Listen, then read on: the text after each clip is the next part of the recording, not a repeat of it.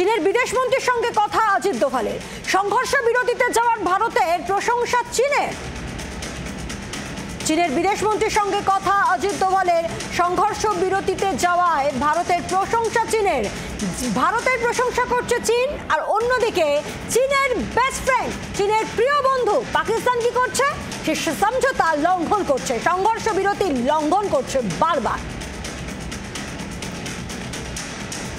চীনের বিদেশমন্ত্রীর সঙ্গে কথা অজিত দোভালের। সংঘর্ষ বিরতিতে যাওয়ার ভারতের প্রশংসা করে চীন, কিন্তু সেই চীনের প্রিয় বন্ধু পাকিস্তান তারা কোনো কিছুরই ধার ধারে না, তারা কোনো সমঝোতাতেই যায় না।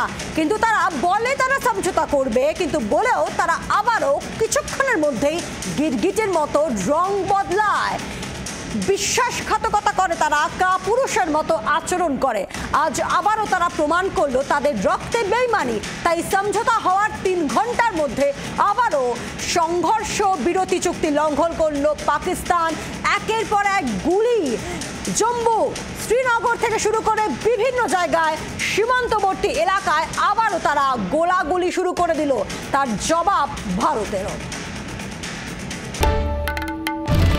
বাংলার আওয়াজ, বাঙালির আবেগ, জি 24 ঘন্টা।